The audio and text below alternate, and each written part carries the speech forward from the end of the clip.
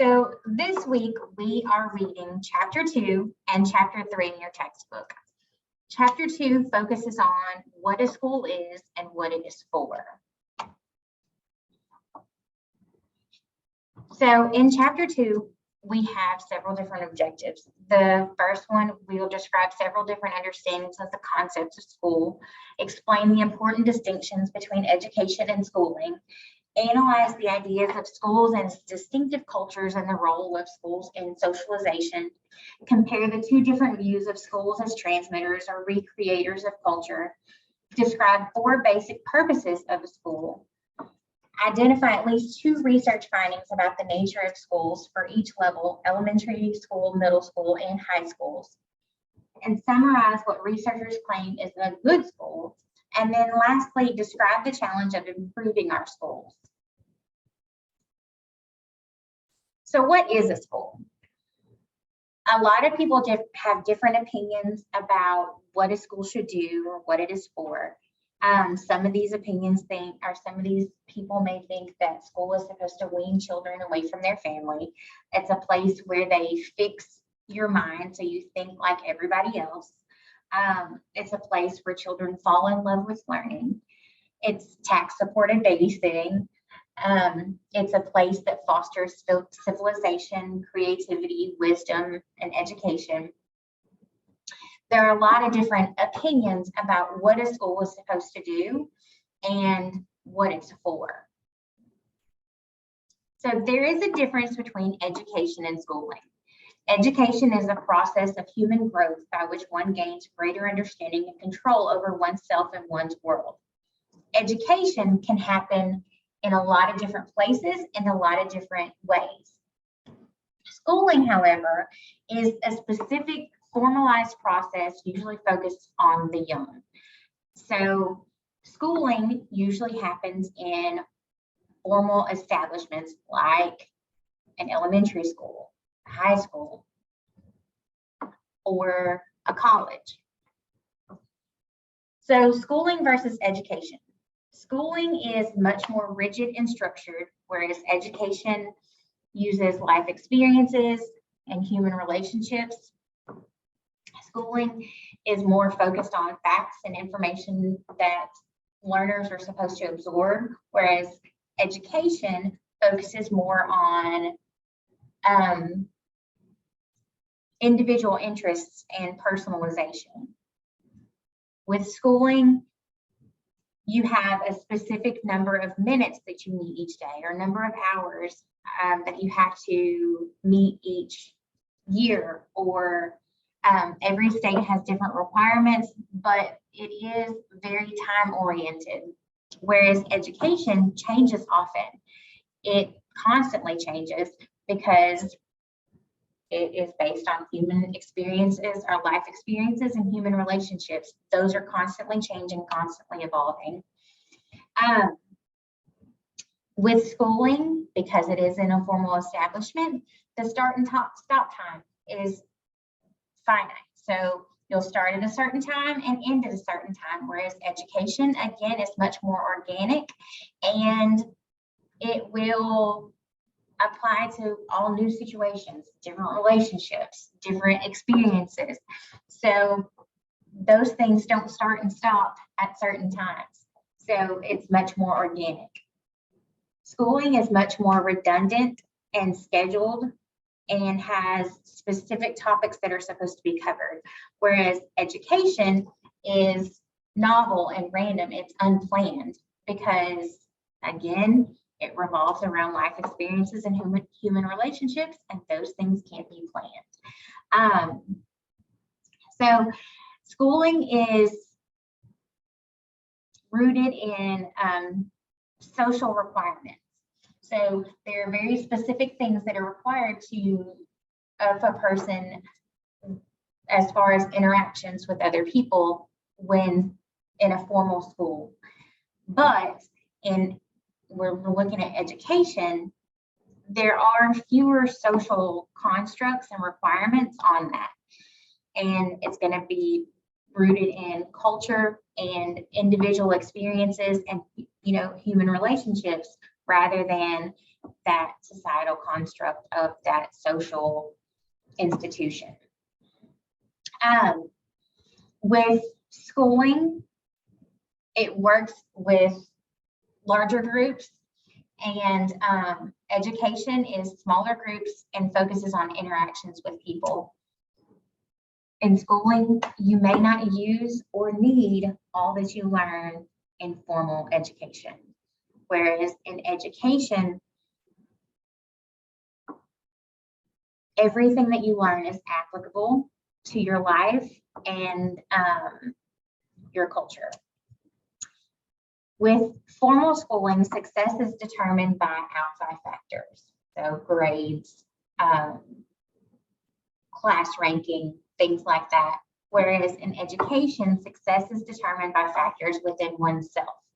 So how do you feel about what you've learned? How does this help you proceed to the next level? How does this help you move through life? Schooling can exist without education.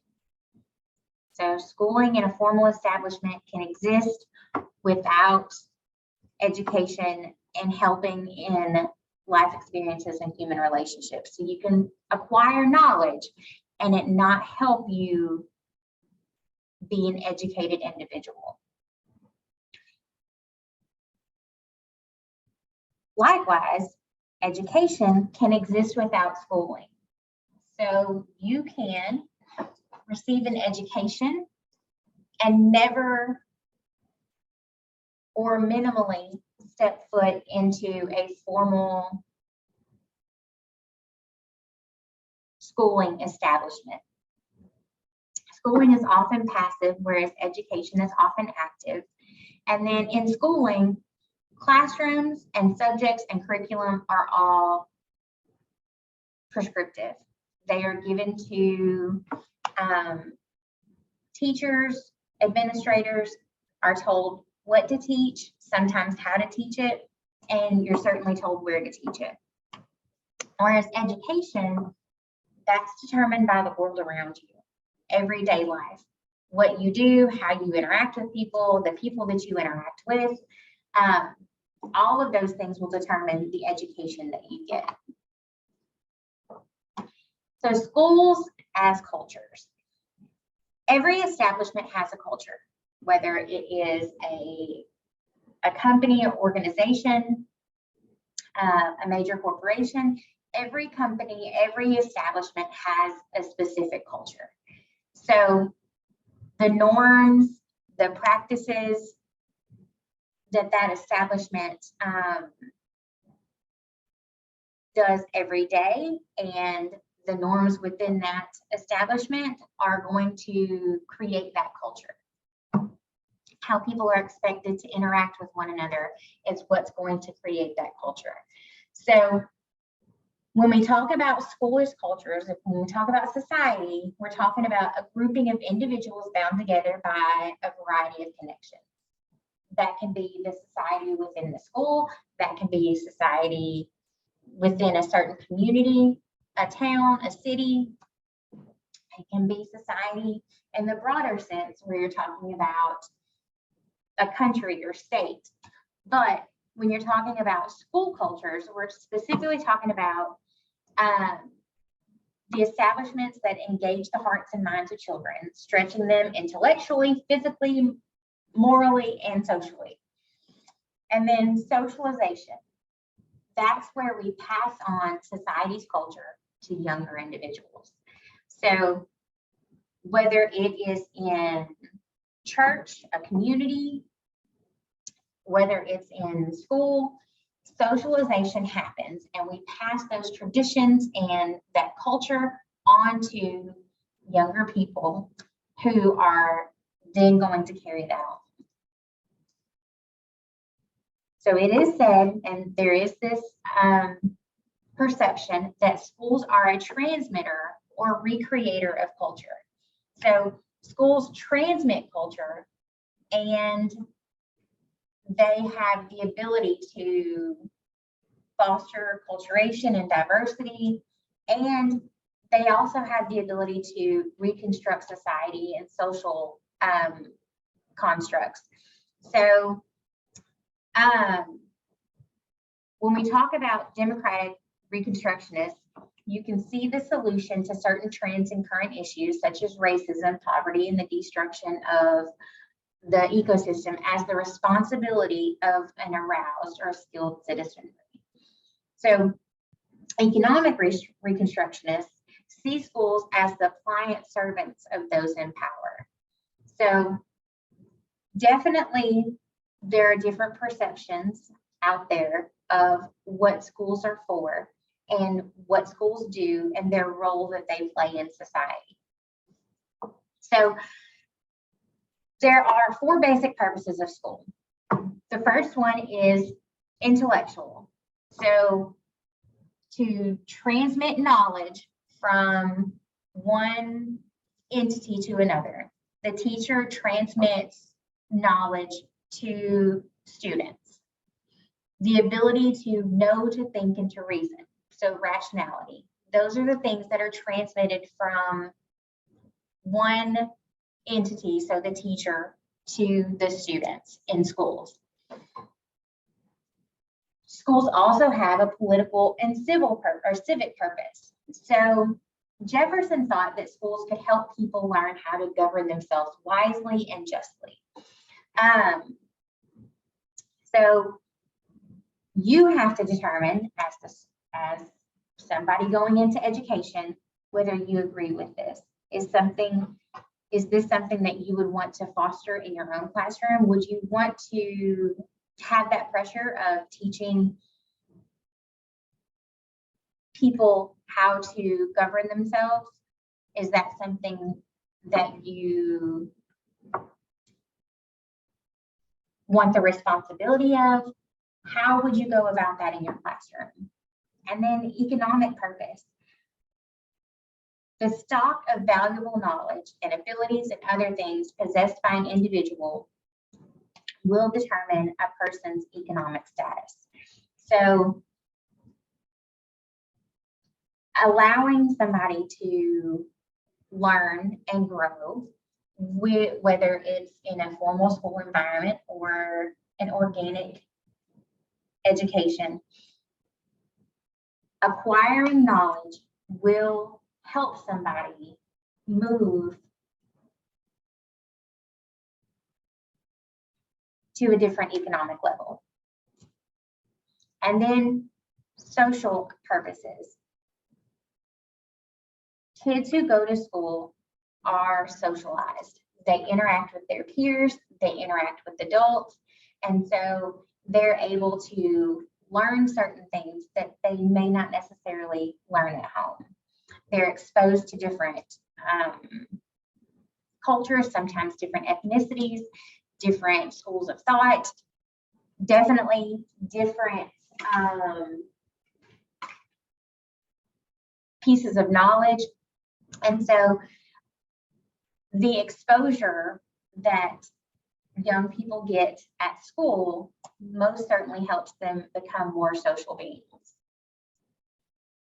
The nature of schools is a little different than the purpose of schools. So with the nature of schools, life in elementary school is most definitely different than life in middle or junior high school or in high school.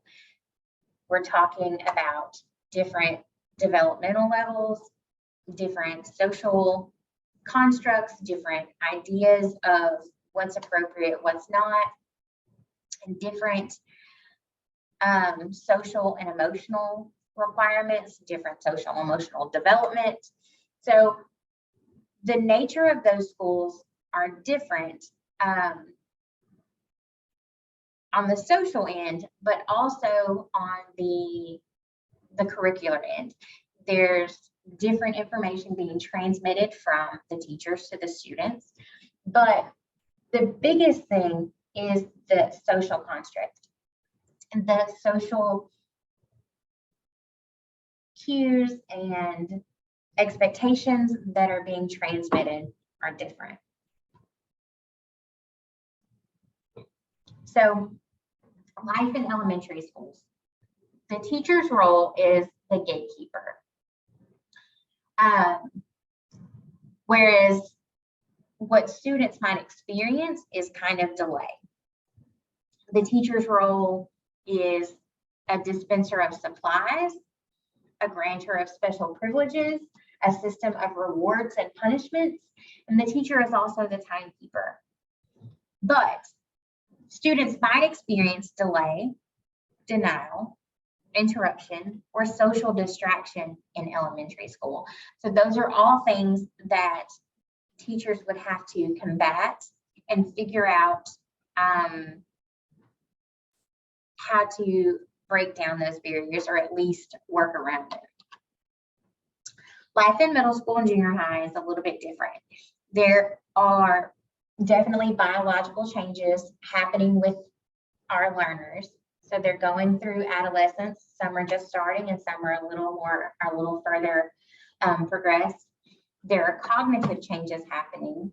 They are thinking a little more abstractly, maybe thinking on a higher order. Changes happening in self-concept, self-esteem, and identity development. And then changes in their motivation. So rather than needing this extrinsic motivation that we often see in elementary school, they have a more intrinsic desire to achieve something. And so the motivation becomes more intrinsic than it is extrinsic in elementary school. And then life in high school is definitely different.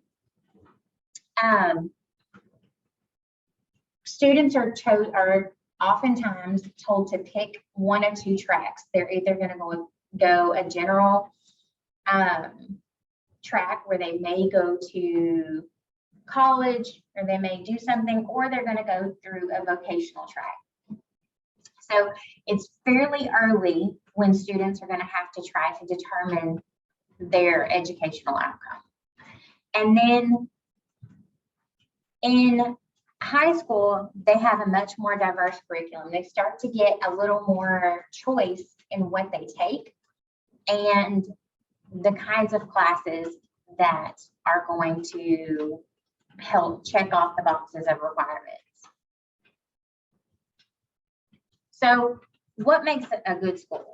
So teachers' expectations that the students will achieve the goals of instruction, communication among teachers about their work and one another's students, task orientation, academic engaged time and learning time, keeping students on task, the principal as an instructional leader, and then parents are key members of a learning team. And the school environment or relational is a must, or a relational trust is a must. So what is it that makes up a good school? There are a lot of different opinions. Certainly what teachers think makes a good school is going to be different than what administrators feel makes a good school. And that may also be different than what legislators think makes a good school. So the opinions of what makes a good school very different among the groups of people that you ask. But as somebody going into education, you have to determine what you think makes a good school. Certainly while you're looking for jobs, you have to determine what you think makes a good school and what kind of jobs and what kind of schools you would want to work for. And then think about how you as a teacher could contribute to what you feel like makes a good school. So if one of your priorities is the principal being an instructional leader, then that's the kind of thing that you would need to look for when you start looking for a job. When you interview, ask about how the administration interacts, how they lead the faculty at that school. So chapter 3 focuses on diversity in society, but more specifically diversity in our student populations and our students at our schools. In Chapter 3, we will look at describing how the changes of the U.S. population are changing the demographic composition of school-age children. We'll give some examples of ways schools can seek support for English language learners' schooling experience. List ways that teachers support students with disabilities. Discuss how teachers provide enrichment experiences for gifted and talented children. And then keep in mind that we have a lot of different things that we will cover for Chapter 30, but we will focus on those diverse student populations and how we can help everyone, no matter what realm of diversity that they fall in. How do we help every single one of those students learn? So there's a lot of different sources, or several different sources of student diversity: cultural pluralism, teaching for equity, and then pushback. So obviously, you can tell from this chart that the demographic in our country is changing. In 2016, it was 72% of our country was 72.5% white or non-Hispanic. It's projected that in 2060, that number will change to only 62% or 62.9%. So the demographic is, and the majority is still going to be white and non-Hispanic, but those other groups and ethnicities that make up our population will start to shift.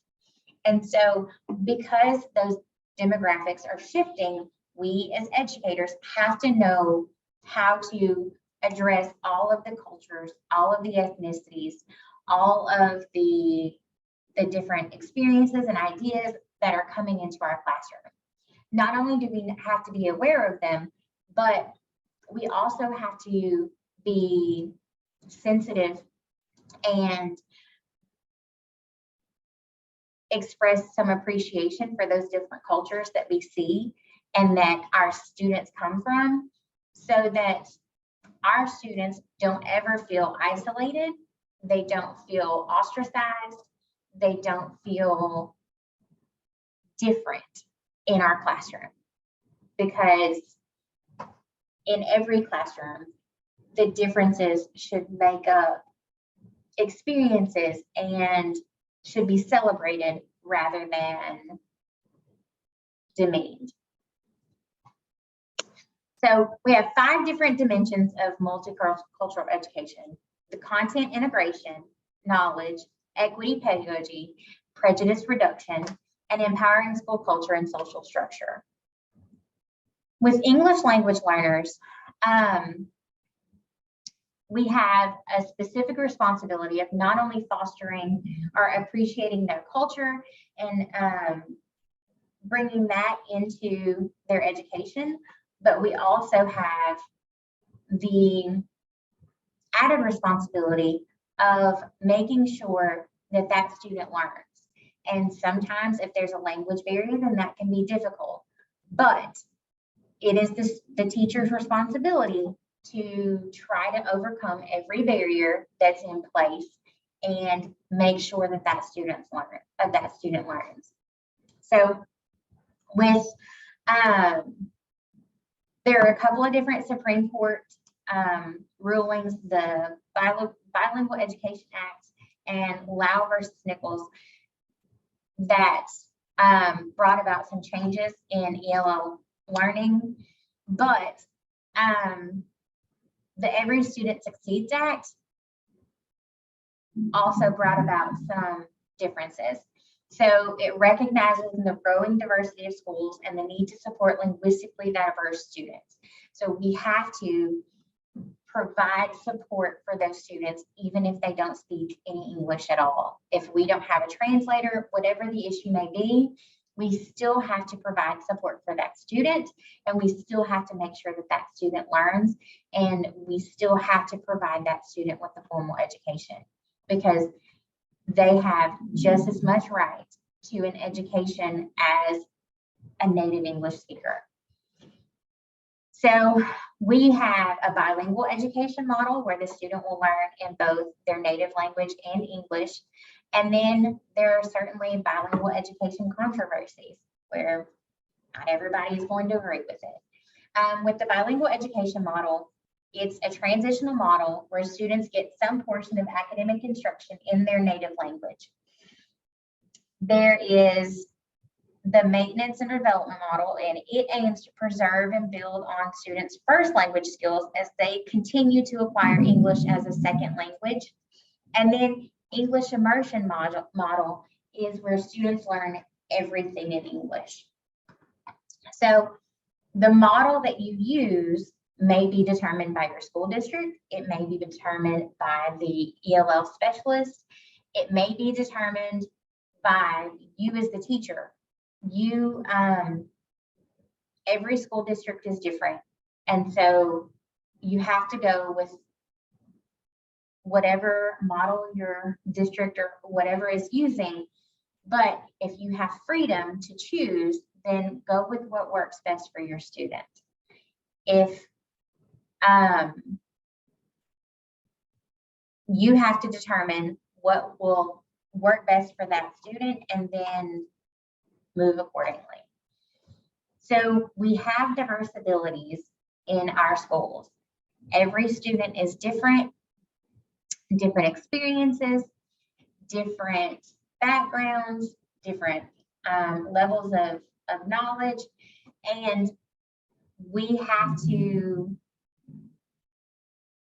teach those abilities, and we have to teach every student with whatever ability they have. So we have students who have multiple intelligences, we have students with disabilities, and whatever students we have in our classroom, those are the students that we teach. So whatever the ability level we have to meet those students where they are and get them to where they need to be. So different intellectual capacities to approach problems and create products. So we may have verbal linguistic intelligence, we have logical mathematical intelligence, spatial intelligence, bodily kinesthetic intelligence, musical intelligence, interpersonal intelligence, intrapersonal intelligence, and the naturalist intelligence. So a lot of different intellectual capabilities to approach problems or create products. And then we have Gardner's 5 minds: the disciplined mind, the synthesizing mind, the creating mind, the respectful mind, and the ethical mind. So with students with disabilities, we have resources in our school systems to help those students succeed. We have special education. Students who are in special education will have an IEP, which is an individualized education program. And those students will have specific accommodations or modifications on their IEP. Preschool students will have an individualized family service plan, and because they won't have necessarily academic accommodations or modifications. We have the Individuals with Disabilities Act and Americans with Disabilities Act that govern how we deal with special education and what kinds of services that students who are in special education can get. Response to intervention is when a student is struggling in any specific area, then teachers have to intervene. And sometimes that's going to come in the form of RTI. Usually there will be an RTI specialist at the school that you'll work with, and there will be different methods in place and things that you will do as the teacher to try to intervene for that student.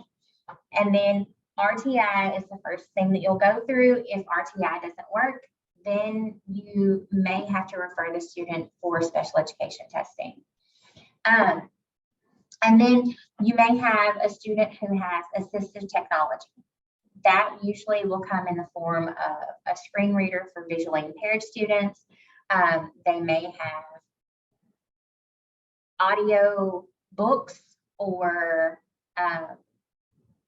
maybe Braille, something that will, create a Braille PDF or, convert a PDF into Braille or something like that. But the technology, assistive technology, can be anything technology related that will help a student with disabilities. So how can you be effective in teaching children with disabilities? Well, for the first thing, you want to be open to the idea of including students with disabilities in your classroom. Don't ostracize or isolate those students. Learn about each child's limitations and potential and about available curriculum methodologies and technologies to help those children learn. Insist that any needed services should be provided. If there's a student in your class that is not succeeding because they don't have the necessary equipment or a necessary service, then advocate for that student and try to do anything in your power and document everything that you've done to make sure that that student gets what they need. Use a variety of teaching strategies, including hands-on activities, peer tutoring, cooperative learning strategies, but use a variety of teaching strategies to make sure that you reach students on every level. And then avail yourself of opportunities for co-teaching with a special education teacher. Cooperate, coordinate with a special education teacher so that you can latch on to their expertise and let them help you with reaching those students with disabilities. And then gifted and talented students are often overlooked and not really discussed as much when we talk about students with diverse needs, but they're just as important, and reaching those students and helping them, reach their full potential is just as important as helping students with disabilities reach their full potential. So the definition of giftedness is shifting away from an emphasis on general intellectual ability or IQ toward the recognition that giftedness occurs in a variety of areas like mathematics, language, spatial ability, kinesthetics. So we're getting out of just this prescriptive IQ-driven way of thinking about giftedness to learning that people are much more gifted in a lot of different areas that are not measured by IQ. We have specific programs that are available for gifted and talented student acceleration and enrichment. So teaching implications for gifted students.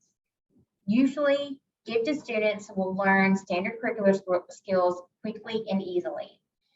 They have persistent curiosity. We have to teach them to be efficient and effective at independent study. You want to help them apply complex cognitive processes, expand ideas concerning available instructional materials, use differentiated instructional strategies, implement curriculum compacting, and match students with mentors. Find them somebody from, in their peers that they can latch onto for help. So it might be somebody who is a grade higher than them, or somebody who is a little more advanced in a subject than they are, or somebody who has similar interests, but match those students with mentors. Sexual orientation and gender identity are not necessarily new concepts that we are addressing, but our awareness and treatment of those students who have